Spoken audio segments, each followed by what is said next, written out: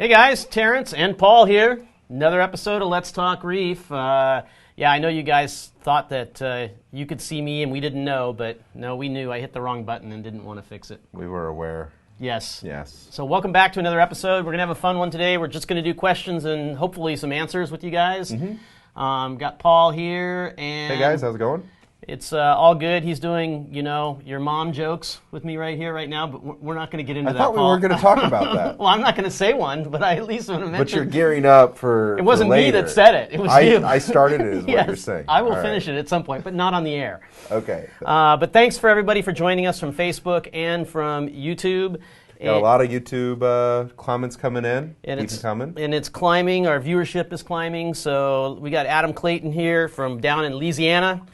And let's see here. What else we got? Derek, PR Fish Girl. We got tons of people. Looks like the bandwidth is back up. We got a little bandwidth thing here, it tells us. So that's good news. Terrence is getting all nervous. Yeah, no kidding. Oh, look at that. That's an interesting one, too. Let me write that down. A3CX.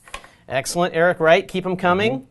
Greg Carroll's here. Of course, Greg Carroll's here. He heard some sort of news, so. Once the inside scoop. Yeah. Of course. It's pretty funny. It's understandable. But we still haven't hit 100 people yet. Well, we can get started. You want to get started? Let's So let's first talk about a few things here. First of all, as always, Let's Talk Reef is on every other Tuesday, unless we have something going on or some reason that we can't have it, which means the next one will be 2 weeks from today, which I don't know what that date is. What would that be? It's Paul, you the figure it second out. week in March. That's all that matters. Okay. Right? I don't know, the 12th or something like that. Yeah.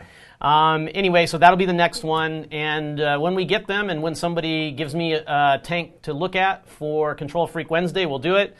But I need you guys to help me with that because I'm busy and everything, Paul. And I mean, it's if you think you have something to bring to the table, right, and you have something you want to show off, and it may be something not even all that complicated. Maybe you just want to show off your tank as it is, right? Maybe you just have a cool tank. Yes, with exactly. Only a couple of pieces of Apex. You got to have something from Apex. You have to have an Apex, right? And part of what makes that tank great and stable, right, is having an Apex on there.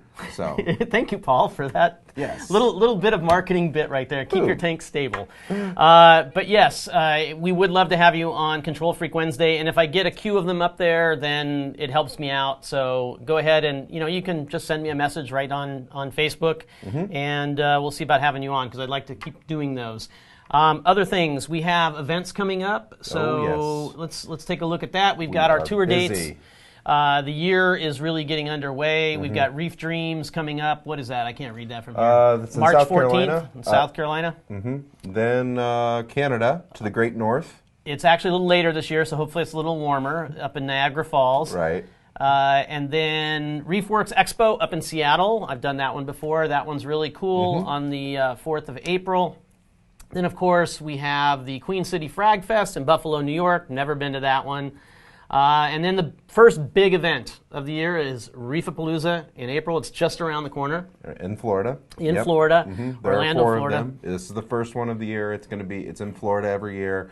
Great excuse. Excuse to go to Florida. You get to see a reef show too. So all of these, just take these down. Take a look at these dates. If you want to come talk to all of us from Neptune Systems at all of the big shows, we'll have 3 key people from Neptune Systems there. At the smaller ones, we'll have one of our regional sales guys generally out there at the event to answer questions, help you out, even look at your setups if you're having a problem, and see if they can get it worked out. There's Reef Currents in Houston, Texas. After that, we've got Aquashella in Dallas, the crazy tie-dye show of Texas. Yes. I've only been to the Chicago one. I hear the Texas one is just as big. It's crazy. I I got in trouble at that one for walking through the Reef Lounge, or I don't know what they call it. It's the LSD area.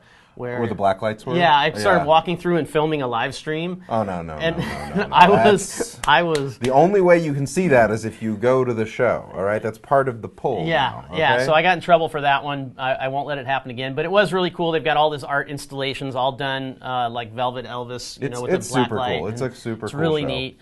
And then you can see everything from... all the saltwater stuff that we love to like ugly Freshwater, goldfish Yep. to I'm just upset. The gold. What are those things? Not maidenheads. The ones with lion head or I don't know. The big ugly like somebody brain chime in. thing. Some freshwater person. And then they have like lizards and other things there as well, and all of your favorite YouTube stars are there signing autographs. It's a big deal, man. It's really big. And George, who's now a superstar.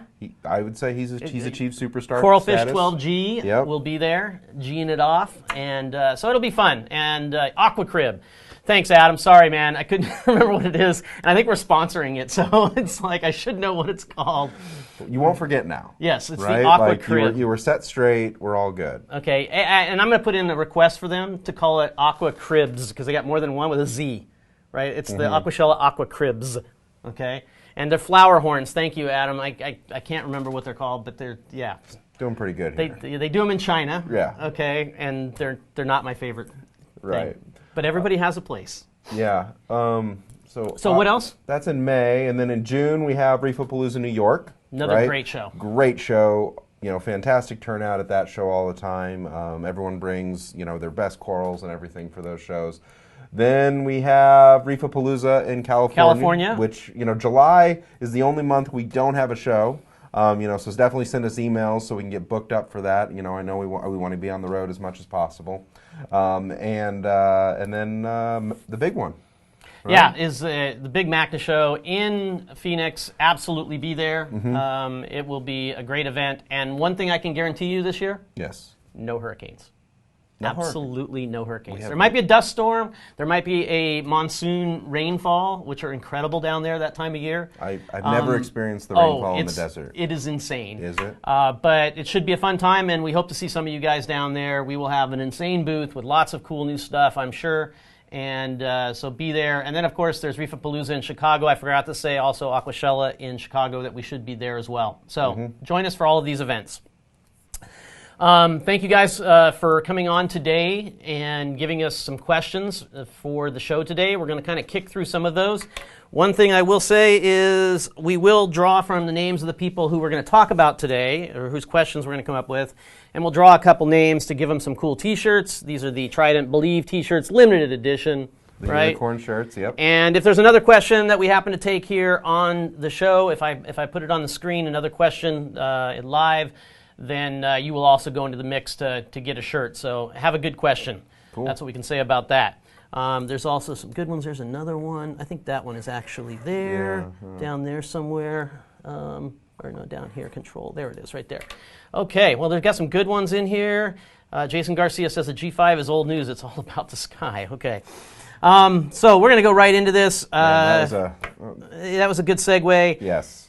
So many people are asking about the sky. And so the way things work is when you're going to come out with a cool product, you got to give it a cool name. And that means if you're smart, you should register the trademark for that. Right. So that's what we did.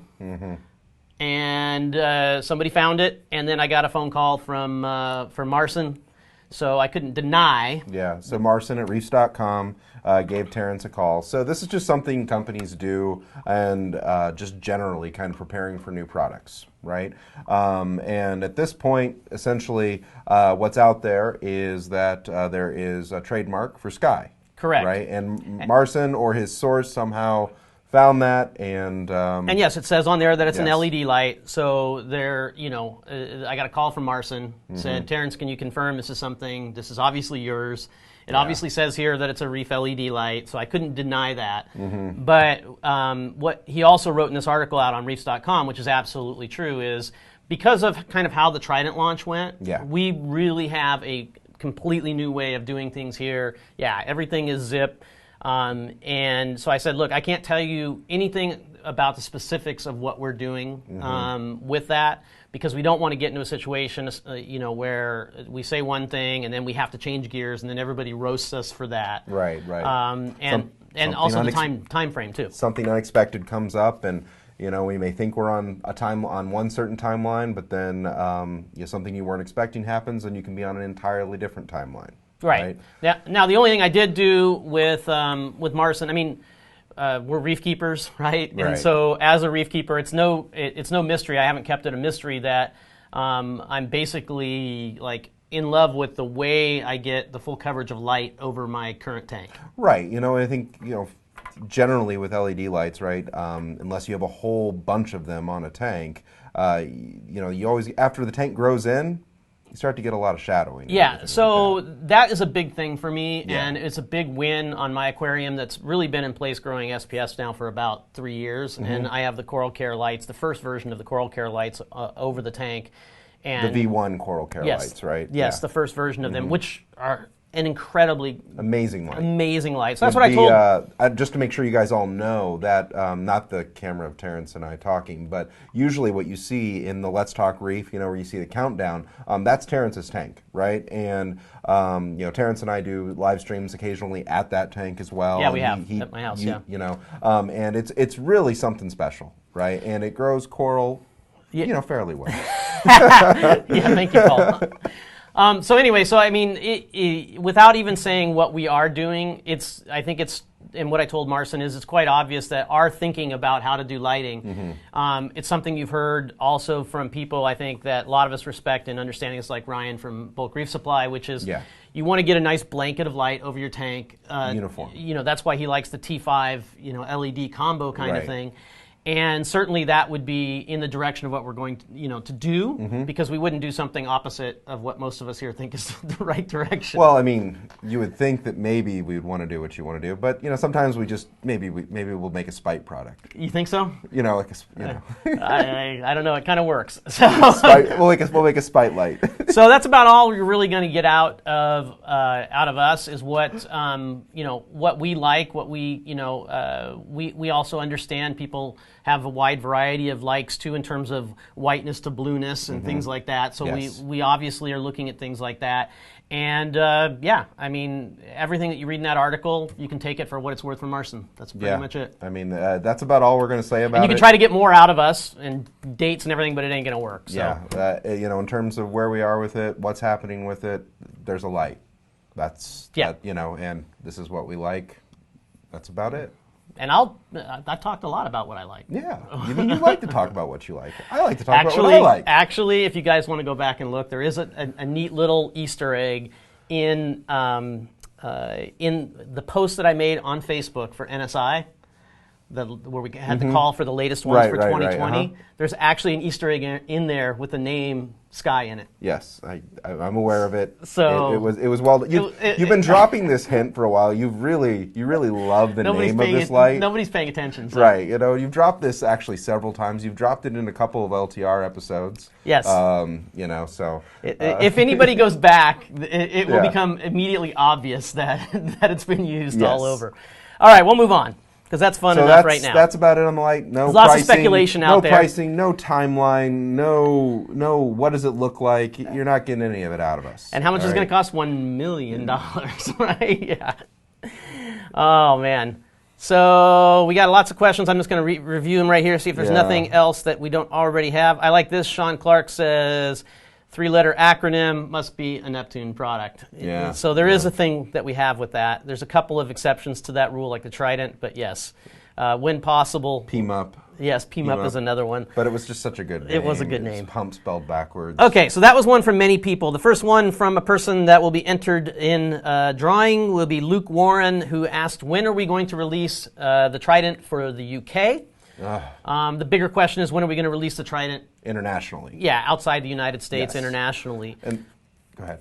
So, it's soon. I feel like this is the April of 2019, right? I feel like I can just always see it, right? Yes. Like when is the international Trident going to happen? It's just right there within reach. Well, but the crazy part is that quite a number of Tridents go up every week. For sale, both at local fish stores and BRS, Marine Depot, saltwateraquarium.com, Premium Aquatics, Aqua Cave, all down the list of these people. All have Tridents that go up for sale, and they go out of stock every week. Every week. And Still, it's the demand continues to remain very high. Our production continues to increase. Correct. The amount of Tridents that we are shipping weekly continues to go up.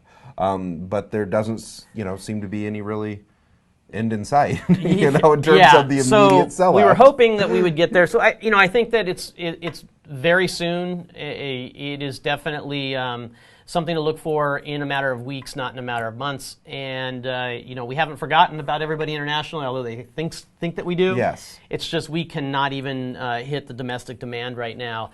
And so, Rosano here says, is there any U.S. forecast when supply will meet demand for Trident? If you asked me last year, we would have been there by December. But, we still aren't there. It continues, in terms of the number of people that are getting Tridents.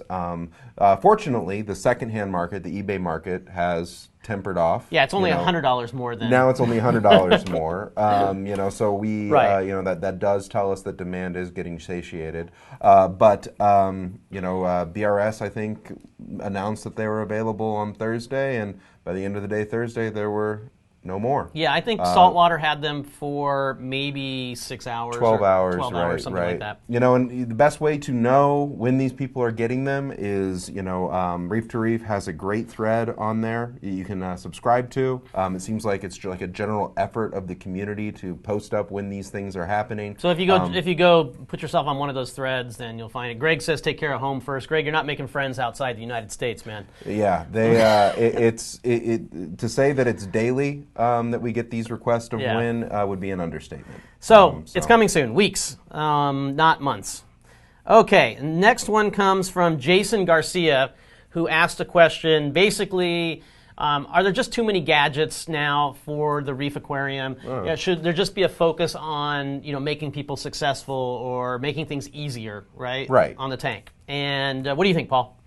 Well, I think personally, right. My own opinion is KISS, right? Keep it simple, stupid, right? I think if you overcomplicate things, the devil is in the details, as they say, too. And I just got all these good ones right now. But, I think that you can get too many gadgets, right? The more that you are in an ecosystem, too, that kind of works together, i.e. the Neptune system, the more success you'll have in terms of that stability, in terms of bringing that stability that you're looking for. Yeah, my opinion on this is, first and foremost, it might sound like it's an anti-marketing guy's thing, which is don't just buy something because it exists and then try to figure out what to do with it. Have a purpose for what you're trying to accomplish, and if there's a product out there that's going to help you get there, then get it. So if it means, hey, I don't want to have I don't want water to be on my floor without me knowing it, so I'm going to get leak detection, you get leak detection. So I wouldn't say, well, I'm not going to get that because that's another gadget. I don't want to have more gadgets on my tank. There's a balance there. And really, in terms of making it easier, it's something that we're doing all the time, improving, trying to get more tasks available to make the install and setup of these things easier. Anybody who has the Trident out there has seen what we did with the Trident and the great videos that you did to try to walk everybody through it, and the response has been great to that. So I don't think it's about how many things you have to call them gadgets. There has to be a purpose, and I have a strong feeling that everything we have has a place and a purpose in people's aquarium. It doesn't mean you have to have every single one. I think where I'm coming from with the overcomplicated thing, right? There isn't a gadget for every problem. Right? Some problems you just need to get down to the root of what's causing that problem, right? I think with a lot of the things that we do today, right? It's some of the things that we have today going wrong with aquariums we didn't have that many years ago because now we have such ultra low nutrient, right? Well, that's for sure. There's different things that are happening now. Exactly. And I think gadgets are part of that, right? But how we define success is different too, Paul, because 12, 14 years ago, just keeping everything alive in the tank was a success. Yeah, without melting down was a success. Exactly. Okay. Now, with the advent of being able to monitor the temperature and do all of these things, now the next step is like, okay, I got the Trident, and now my stuff is growing like crazy, or the color's good, or I want to dose these amino acids, or whatever it may be. And all of those things help to make a better and better tank. And for a lot of people, that's what makes it fun in the hobby, is to just keep trying to elevate their game. Well, I always say there's also people that are they're in the hobby, but they're also in the hobby of building things, right? So that's also a big element of it. A big part of this too is I'm in it for the build. Correct. Right? I'm in it for building this, this system that works together. And, just everything that you're putting in that build, make sure it has a purpose. Make sure you absolutely need that, because ultimately, if you have so many things that need to come together to work, You know. And Jason Garcia has a follow-up here. He says, I use too many flow sensors, and they're a pain to, to basically have to maintain them. And that's a good point. Maybe, when you look at things first, you're like, oh yeah, I'm going to put a flow sensor on everything. And then you realize, yeah, they do require maintenance like everything else in a tank, cost and maintenance. So it's like, well, maybe I'm going to put it on my, on my GFO so I can manage the flow rate in my GFO and know when it's got an issue. And maybe I'm going to put it on my return, and I'm going to leave it at that. Yeah. And so it's different for every person. Okay, I think we nailed that one. Thank you, Jason, for that question. It was a good question. It's a philosophy question. I'm going to skip that one for a minute. Skip that one. Let's go right to Matt Dudley's question, because this is a controversial one. Yeah, this is a good one. Okay, and there's a lot to chew on here from a couple of different angles. Matt Dudley asked, basically controlling other devices.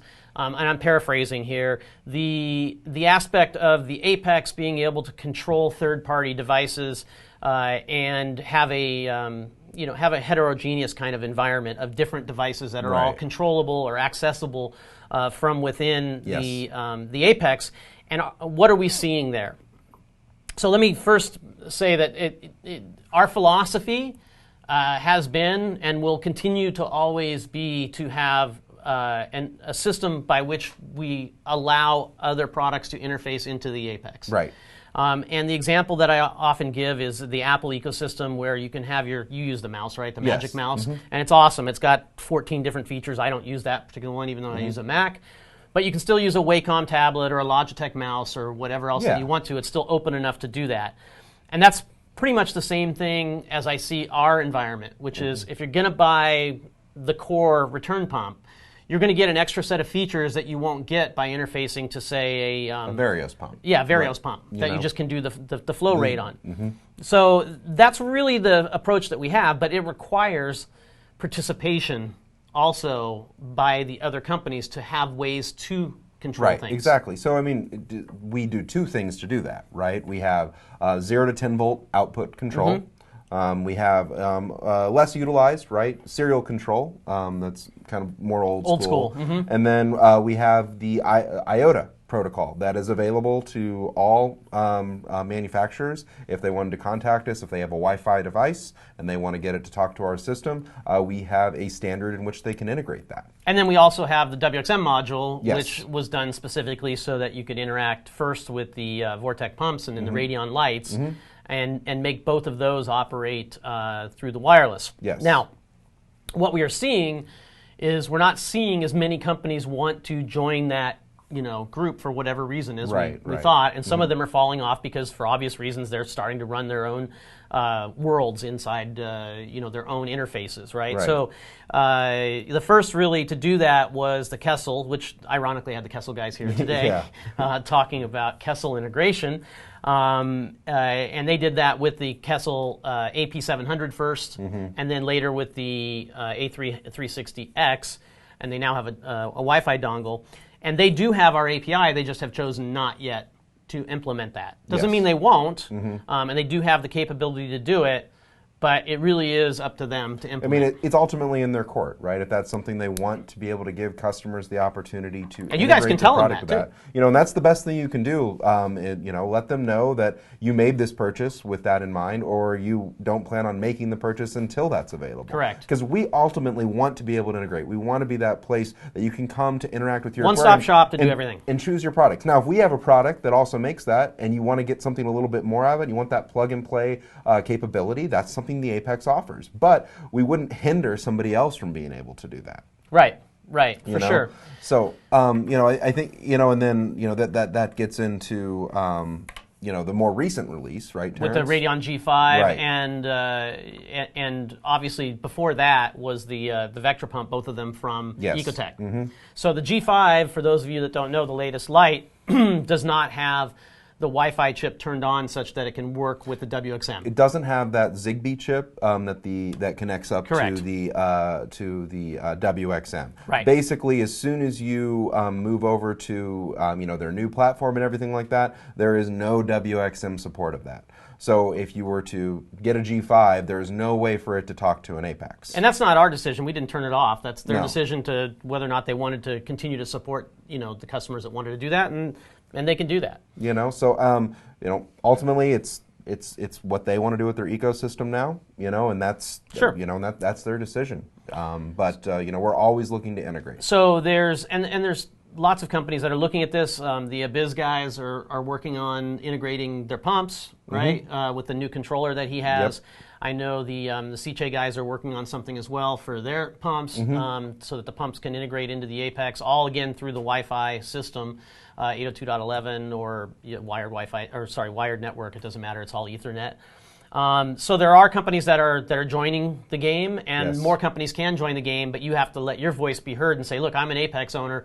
I want to buy your product, but I'm only going to buy your product if I can run it with my Apex. Right. And that's the best thing you can do, in terms of making those sort of things happen. And, the best way to do is to show with your dollars, right? If Apex Absolutely. integration is important to you. Well, first go online. Just let them know online. Yeah. On Facebook or in the forums or what have you.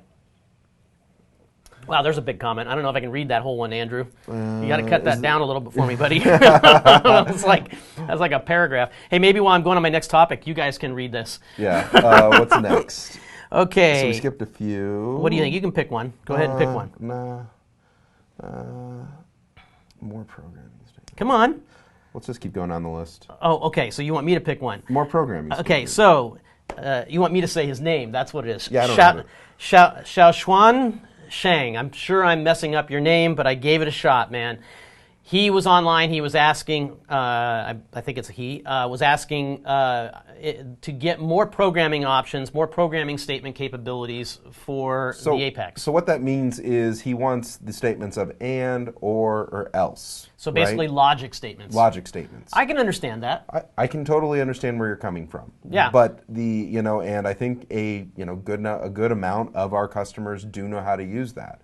But it kind of gets into all the customers that don't know how to use it. Right. And then as a result of that, it goes back to my earlier statement of keeping things simple, right? Yeah. And now customers are trying to do things they really don't completely understand. Well, it's hard enough to get right now a lot of the customers to do some of the simple things, even with the using a simple task. Like even adding the simple command of like having multiple feed statements, right? So if feed X, if feed X, if feed X, and opening up the programming, the advanced programming, we've completely left them behind. So it's a balance, and we try to strike the best balance we can. Yes. So what's this new statements that just came out when we had the Trident? The when statement. The when statement. Yes, and so, the if error statement. So yes. when it makes the most sense for us to create something that's going to have a wide use and be used even in the programming or configuration that's auto-created by some of the tasks to do certain functions, I think that's the stuff that you're going to see come on first. Yes. Because we have so many different things that we have to work on. That's right. the and dilemma. I mean, the other part of all this is in terms of resources, right? We have limited, resources to be able to add new features to an Apex. So we have to be very selective in the things that we work on, right? We have so many ideas, right? Like if you were to see our idea board, right? It spans rooms almost, if we were to write them all down. Yeah. But the resources to be able to do that, which I think I just made a great segue into, no? I don't know. The job posting. Oh, yeah. Yes. So we do have job openings. We do have job openings in engineering. Yes. All right. And we have an Engineer 2 position, which is kind of a free-form position. Yes. And I think it's going to be really fun for somebody because you don't have to be a top-end, electrical engineer expert. It's not what we're not looking engineering is for looking for. They're looking for somebody who has skills like soldering and be able to, look at schematics and know how things work, and work on a lot of the new projects that we have coming up. So it's going to be a crossover engineering position, and it is listed out on Facebook. I listed it as well as listed it out in the forum. In the jobs area too. And what's the other one? And then we also have an opening for a tech support person. This is a telecommute position possibility. The first one I just mentioned is not, though. It's in Morgan It Hill. has to be in Morgan Hill. Right, but the support one is, and we do. If you're the right candidate, we do assist in relocation and all of those things. Right. So, anyways, and then we also have a tech support job opening. Yes. Right, and we are looking for someone that is either could really just step into some shoes and... you got to know your apex. Know your apex. That one for sure, you got to know your apex inside and out. And we're right, looking Paul? for an aquarist more than anything. Absolutely. And the apex stuff, you don't have to know everything in the world about the apex, but that is a position that we'd love to have you here in Morgan Hill, but we are also open to a telecommute position. So if you want to work in the aquarium industry, Neptune Systems has 2 job openings right now. One in engineering, for an electrical engineer. You don't have to be... masters or anything like that. Right. It's an entry-level electrical engineer position, and we have an entry-level tech support job, or if you think you're an advanced tech support person, we can make that work too. So Tom Reefman202 says, what's the pay? $1 million. No, just kidding. It's going to be commensurate with experience, yes. And for those positions that are here in the Bay Area, all I can tell you is if you know what the cost of living is here, you'll know that the cost is going to be competitive in order to be here. And as far as the support position, it's going to be commensurate with that position and wherever you are.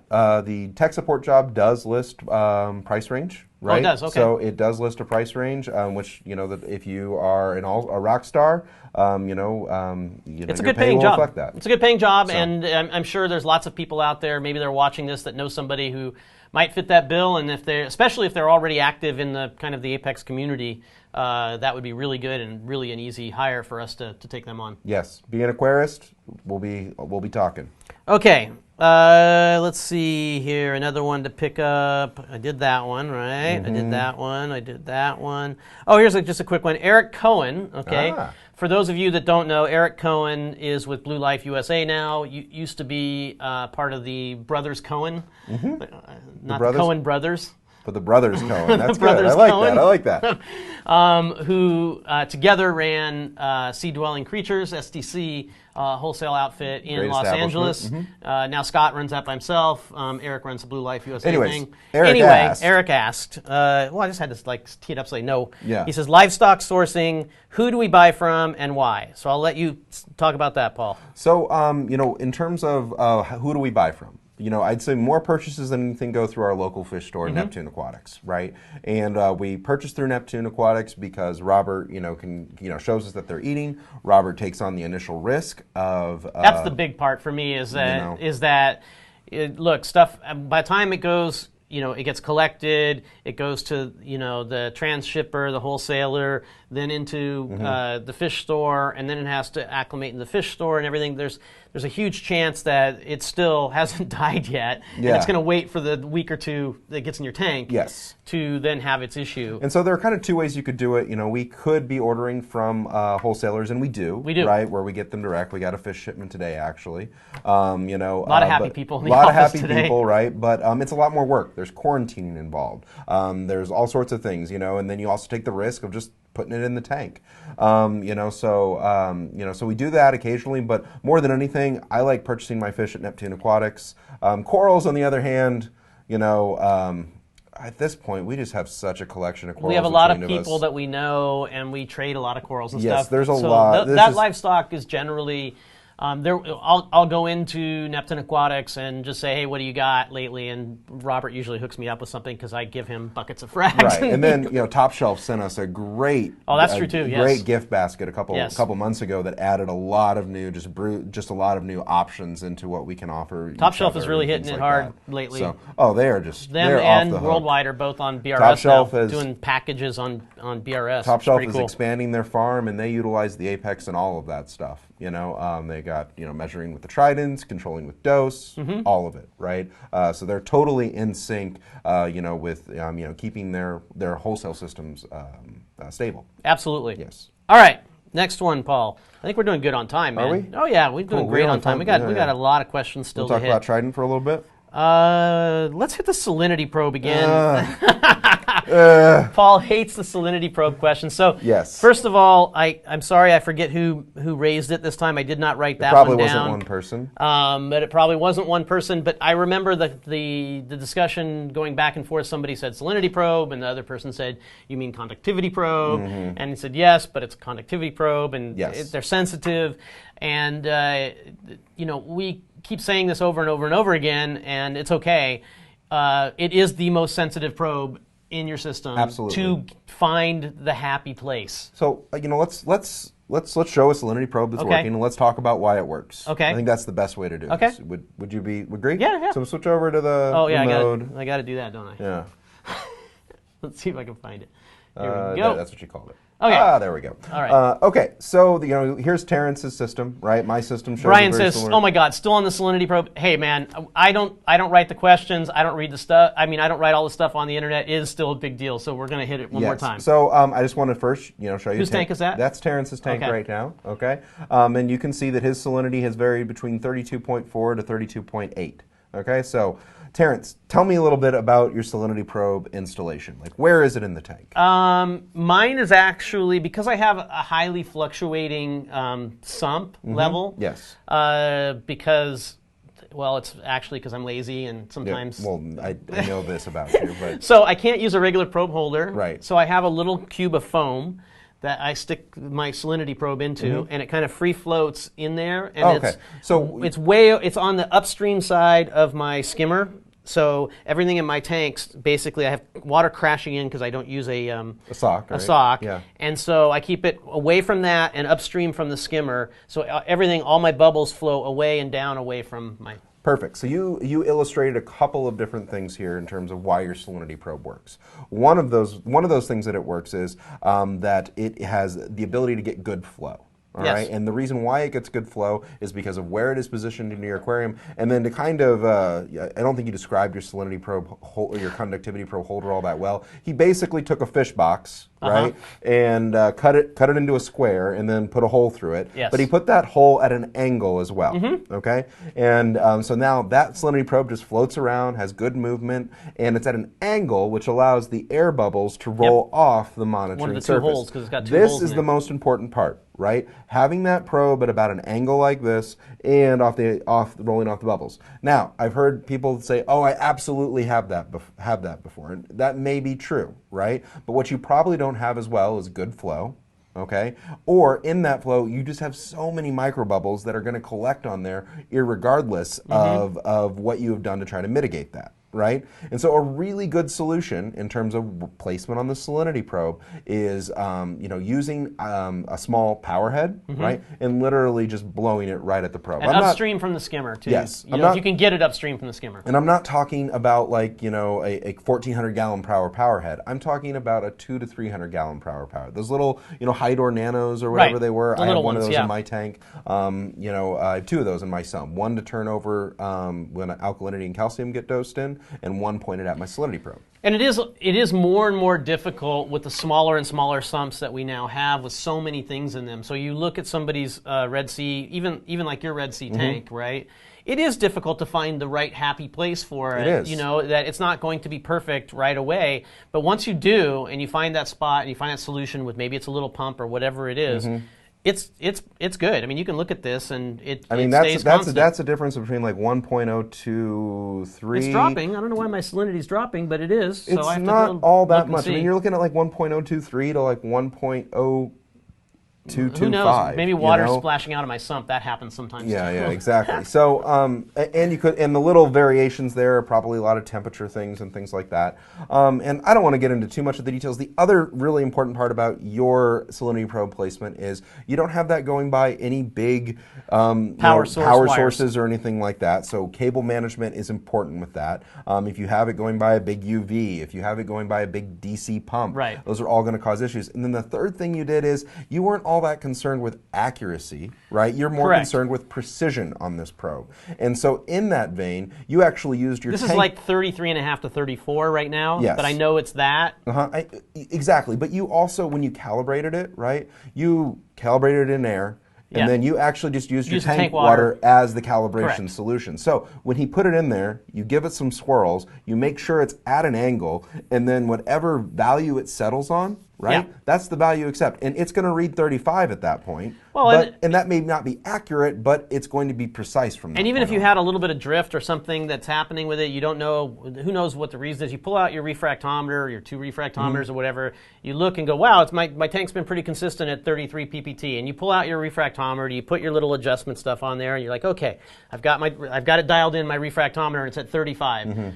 It's fine, okay? If it says 33 on your thing and it's 35 on your refractometer, Yeah, guys, if it's staying at 33 in your tank like this, well, there's a lot of reasons why you need to make sure you're using a true saltwater refractometer. and there's a bunch of reasons, Right. but the point is that if you've got the delta and you know what the delta is and your tank is still staying at 33, don't fret. And besides, the difference in 2 ppt is so small. And people are really getting concerned about these big dips you have right Yeah. here, Terrence. That is not a big dip, guys. That is 0.25, 32.75 to 35.5. You wouldn't even see that on It's a quarter PPT. You wouldn't even see that on a refractometer. Correct. Okay? So, you know, the Salinity... Paul, what are those large dips? That's what Derek- exactly what I was asking. That's exactly where I was going with that, you know? So, you know, that's just a little bit about the Salinity probe in terms of how to make that probe read more precisely than anything. Okay. You know? Well, I'm sorry I had to bring that up again, Paul. You know, it's okay. You know. Maybe we need a video. Oh, speaking of which, I did release a video this week. That's right. Yeah. So just as a side, I think I published it today. I put a tech tip out there. I haven't really done a lot of those. Did you push it out, the video? I did push. Where'd you push it to? YouTube. You did, okay. Yeah, I pushed it on YouTube. I put it on our public channel in the tech tip folder, Cool. which hasn't been. I didn't know you knew how to do that. There weren't many. Come on now, I'm getting better and better. So I did a tech tip, and it's using the new iOS app if you are connecting up to a new Wi-Fi network, or if you need to reestablish your current connection. So if you have Apex Fusion disconnected and you're connected up Wi-Fi, that video is one of the first things you could do. I should probably have like a URL that you could go to right now, but just go to our YouTube page and look at recent. It gives you a good reason to go subscribe to the YouTube page, because if you had subscribed to the YouTube page, I mean, I should have saw it today because I'm subscribed. I guess I didn't see the message. Maybe I didn't click the subscribe. Maybe I didn't click the No, you don't have to click anything. I don't think you have to click anything to make that happen. It just happens. All right, let's go on to the next one. Real quick one here. Let's go back to full screen. Oh, full screen. Yeah. Oh, let's see if I can just do it from here. Does that work? Yeah. There we go. Okay. Jerk Picker's like, ORP at 500? Yeah, it is actually. Negative ORP, just a real quick one somebody asked about. This is one of those things that I think overcomplicates, but go ahead. It's just a geeky thing that people who run a sulfur denitrator do. And really probably what we should have is somebody like Harry actually make like an inverter, mini inverter wire. Right, you know, just have a male and a female, female, you know, and it just switches the poles Why around. don't you guys that go way. out there and make that for everybody else that wants to do this? That'd be a great Apex accessory. Yeah, I mean, Kurt will say it's going to introduce interference or something else, but it'll probably work just fine. Anyway, so the negative ORP is basically if you're running a sulfur denitrator, depending on which one and how you're running, they want the water inside there to be negative 150 to say negative 250 ORP. Yes, and the ORP for our system only works to the positive. Right. And all you need to do essentially to make that happen is cut a wire, switch the pole, right, and then put a new connector on it. This would void your warranty, of course, on the ORP probe.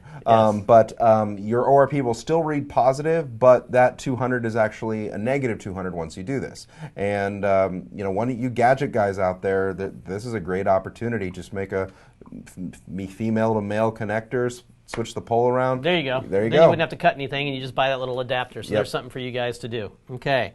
All right. Here's another one. We just had a comment come in. Tom Vidar Berg said something I just saw from somebody else, from Joe Villavicencio. Says, hey, what about webcams for the tank? How do we make them work? This is a very common question that we get. The webcam, yep. So it's a little bit convoluted for a lot of reasons I don't need to get into, but safe to say, if you can get the stream for the camera, the URL for the stream, that's the first thing that you have to do. It's usually an MJPEG string that you can find, and you can, depending on your camera, you can go search the internet and find out what that like hidden URL is inside the camera. I mean, so basically, right, every camera has this most cameras, I should say, has this stream that it can put out, right? And then that stream is different for every single camera, and they all do it a different way, right? After that, Nest even does this. You can find this if you really dig into your Nest, coding. You can find. There is a way to do it. I do it on mine. Right. So there is a way, and there's also a good thread out on our forum on how to do it with the Nest Cam because it does change sometimes. But this does require things like port forwarding and networking, things that we have really gotten away from. Yeah, we've tried to leave in those Neptune behind systems, right? For a lot of reasons, because Yes. if you mess them up, you can have security issues and all these sorts of things. Lots of stuff like that. So what I would really like to have happen, and we'll see what's going to happen. Is there a product in the future? Who knows? We don't talk about that stuff, right? But in the interim, we are trying to find all the cameras that we can that can work directly. So we're doing work right now on the Nest thing, I know, to try to make it more straightforward and easy to incorporate that. So you might see that sometime in the future. Kind of a true hope for me is to be able to integrate the Wise cams into the dashboard. Right. Which is not really up to us. There are things that have to happen to do that. I think that would make a lot of people super happy. Right. And in terms of having our own camera, I don't know. So it's a lot of work, and there's a lot of solutions out there. But we want to hear from you guys. I think if right now I could get the Wise cameras in my own setup to work, I would be super. It's because you can put happy. them anywhere. They mount very easily. They're super cheap, right? $25 each, right? Right.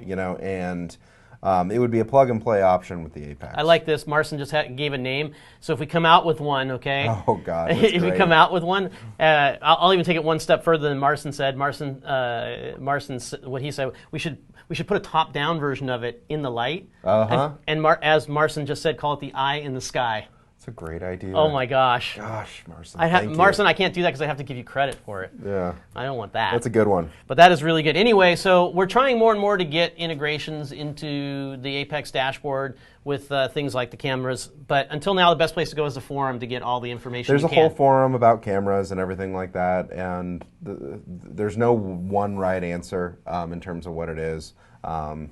It's kind of the Wild West out there in terms of cameras. Some of them don't even have these streams. The Wise Cam doesn't have this stream. So, it's anyways. True. Okay, next one, Paul. You want to pick one? What else do we have left? Well, we have a bunch of stuff left, man. You're not crossing out appropriately. Okay, there. Let's just talk about some Tridents. Okay, we're gonna do Trident stuff. I feel like every third or fourth comment is asking. So the first thing is the Trident Reagent stock. I read some comments this week about that now it's not that hard to get Tridents, but the new unicorn is the Trident Reagent. Right, please.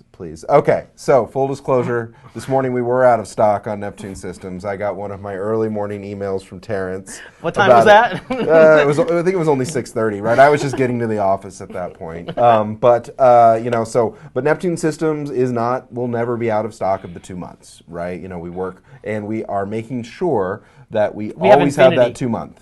We have infinity stock. Like when you're like 5 years old and someone's like, how many? And you go, I have infinity. Yes. One up. I have infinity plus one. Okay.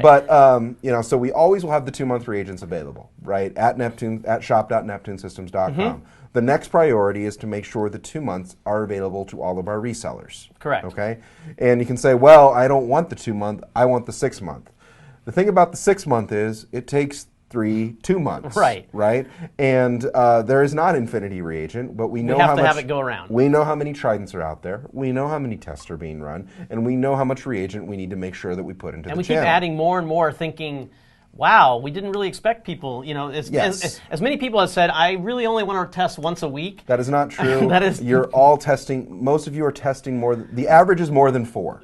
Okay, definitely more than 4. That mathematically I think would stand to reason, Yes. but it is definitely a lot. There's a lot of manual.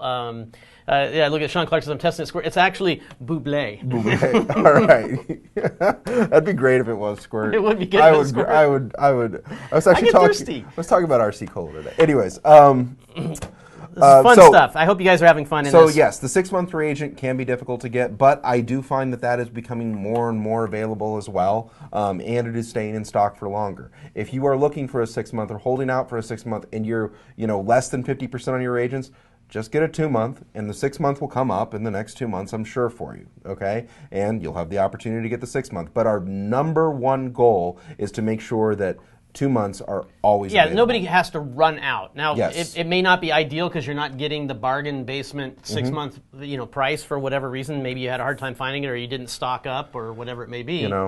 And so the reagents, they take up a lot of room, and there's all sorts of things with the reagents of why there's not an infinite. We have to qualify them, and we have to qualify them. We have to test them. The calibration kits we actually qualify all the seawater and send it out for ICP. And it's all a process. It all gets confirmed that it is completely exactly the way it should be, so that you have the best experience possible when you open up that bottle, that reagent pack.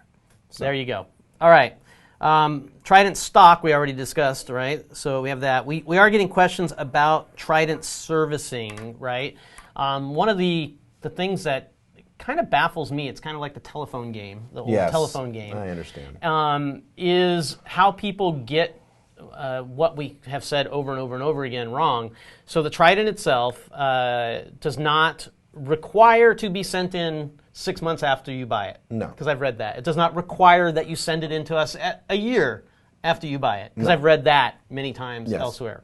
What we have tried to get across to everybody from day one, really, I thought, not as a negative on us, but a positive, but I've seen the light otherwise, which is to let people know that products that have moving parts and things in them do require service. Yes. So a lot of other products out there, they don't even tell you this. You find out about it later. This is something we wanted to bring up front, right? And we've kind of paid the price for that a little bit. Yes, we paid the price. We've been skewered on it. That's okay. That's okay, but we'll get the reality out here. So go ahead. It's 18 to 24 months. We believe. We believe. There will be recommended maintenance. It's one of these things that maybe it's at 18 months, maybe it's at 24 months, maybe it's not. It's entirely up to you. That's our recommended time frame to do some things to the Trident. It can matter your testing schedule. It can matter about the clarity of your water, right? So if you have, your Trident pickup line in the refugium and there's a bunch of gunk getting in there all the time, guess what? It's going to have to be serviced earlier. Right? So there's all these, not demonstrably, but these are all things that affect the possible, servicing period. And we're obviously getting closer. We're not there yet to where 18 months would be. No. Okay, yeah. We're a number of months away from that, even for the people that were in NSI, the first NSI people. We don't know exactly what it will consist of, but what we have said before, I will repeat it again here, and hopefully more of you guys that are watching, the 150 some of you or whatever, will help to answer these questions for other people in the correct way who get it wrong, is there are parts that will need to be serviced. Those parts will come either in a do-it-yourself kit, right, Paul? Yes. That will be available for less than $100. Yes. And it should be something that a lot of people should be able to do. It won't be overly complex, but there will be steps that you will have to follow and get them correct, as well as a calibration step, et cetera, I'm sure. Yes. So there are going to be parts that you'll be able to replace. There will be a service video showing you how to replace all these things. But if you don't want to do that, okay, we will have another option for you. We'll have an option which you can send yours in and get it serviced. It is not mandatory. It is not mandatory. You cannot do it if you don't want to, right? And your Trident will just start losing the level of precision that it's had. But in that vein, you can send it in, get repaired. Or you'll probably be able to also have the option to ship out an advanced replacement. You return yours, and then you get part of a deposit back, right? Less the amount of the service. So we're trying to work all of these details out, and we're going to do everything we can to make a great experience in whichever way for our customers. But I just wanted to, because I see it so often, try to at least get this information out one more time. And I think from a software side too, my hope is that our guys in engineering, as we're getting closer, will have some way to let people know, hey, you're approaching your service interval. Service interval based on time or number of tests or something that they can use to help people have that understanding. We haven't needed to have it yet because it's far enough out. Yeah, and I'm going to repeat exactly what you said, Terence, just because I don't think we can say it enough, because there's so much misinformation about this one. There will be a DIY kit. Right. It will be under $100. You can send your Trident in. That is optional. You can also have the option of an advanced replacement. Right. Those are all three things that we intend to offer, and all the specifics and the details will be available when we actually need to do that. And there might be some pleasant surprises in there Yes. that we know about. So anyway, Yes. we'll leave that part there. There is a couple of things that we've seen on Yes. some specific issues we've seen out there with Tridents. One of them recently, as you said, was with tanks that had like a dirtier pickup line or Right. something. So we are finding that people that that got the Trident early, right? In terms of when they purchased, the amount of tests that they are running, some of the cuvettes are getting a little bit dirty. We're walking those people through in terms of how to clean those cuvettes. It's a relatively fairly easy process to do. I would not recommend doing that without reaching out to the Neptune Systems support team and send a picture of your cuvette in, and it's very easy to show the picture. You just remove the front visor, take a picture, and we'll tell you, yeah, probably hold off or go for it. You know? It's a relatively easy process, and but the vast majority of people are not going to have this problem. Need this, no. It's not an issue. The other one that's out there that that we are seeing a very small percentage of people have, but we see it discussed quite a bit, a lot more discussed than we actually have issues with, is what is called the rising calcium issue. Yes. And early on, some of that, I should say, the vast majority of that was caused by some mechanical interaction and overfilling the bottles and whatnot, and resolved that. And now there's still a very small percentage of people, of all the thousands of Tridents that are out there, that have this problem with rising calcium. What can you tell us about that, Paul? So, so the rising, we call this internally the rising calcium issue. And it is a very small number of customers. I'm not going to give specifics or details about it, but there is a vast number of Tridents out there, and the number that are experiencing this is percentages of percentages. It's a very small number. I find that a lot of people, even more recently, as this issue's become more widespread, they're contacting us, I have this rising calcium magnesium issue, but they don't actually have the rising calcium magnesium the thing issue. is they read about a rising calcium issue, and then they see their one of their graphs kind of rise up a little. I want to show some graphs. I can show an example of what the rising calcium issue is and what it is not. Yeah, why don't you show it? Yeah. Pull it up. Where am I? Keynote. Okay. All right, so this is an example of the rising calcium issue, right? So you can see here, we are at 500 ppm on January 23rd. Okay. Within 7 days, we are up to 750 ppm. All right. Okay. That is and clearly a problem. Yes, right. So we have done a 250 ppm delta in 7 days, right? And this is a result of getting to the end of the bottle and basically the results skewing upwards. So just so you guys know, even though this is a very small number of people, we are trying to nail down: is this environmental? Is there something? And I'm going to get into the details of all that in a second, Terence. So then, what is the rising calcium issue? What is it not? Okay. All right. This is a perfect example of what the rising calcium issue is not. Okay. So the rising calcium issue is not, over a week period you went up by, 20, 30 ppm. Right. Okay. So that is still, this number is effectively entirely the same. Because calcium is plus or minus 15. The average here is 460 or 465. You don't get lower than 435 or 445. Right. If you go right down the middle and you look, you're plus or minus 10 or 15 or whatever down the middle. Is your calcium going up? Yes. But effectively, based on the precision of the Trident, this is all the same number. Right, because I'm sorry, I'm looking at 480 to like 495 it's or 460 all the way up to 480. Is essentially where you are. So you're within the precision numbers. You're within the 30 ppm there and everything like that. And so this is, yes, your calcium is going up, but effectively in terms of the precision of the Trident, this is all the same number. Right. Right? More or less. So that's just a quick thing I wanted to show in terms of what it is and what it is not. Okay. Switch back over. Yep. Full review. And essentially, it is something we believe environmental. We don't believe that it is with the hardware in the Trident because we see it in such few cases, and Tridents that we brought back, we didn't see any issues with. With that being said, that's always something that we're considering, in terms of, okay, we've tried everything else. The people that do have this issue are being so cooperative and helpful, giving us pictures of their setup, letting us understand where their sample line is, letting us understand what devices they're using. There's quite a number of variables, and we're trying to narrow all of that down without getting too much into the detail. We just really wanted to touch on it because I do believe it's made out to be, considering the volume of product that we have out there right now and the number that we have, it's just one of these things that's kind of really been blown up. It's been blown out of proportion, but that's okay. You guys are holding us to a standard, and the customers that are having this problem, we're working on trying to get it resolved for them, and we're trying to understand the problem as best as we can. And then in addition to that, if you feel that you are having this issue, contact us. Don't let it, just every time I get to this, I change out my reagents, and now, I get 1 month out of my 2-month kit. That's not the experience that we want for you, but we can't do anything to make it better unless you're reaching out to us. Okay, so I think we dealt with all of the Trident issues there. The only thing I want to say more about Trident stock is, that we didn't mention, Terrence, was contact your local fish store too.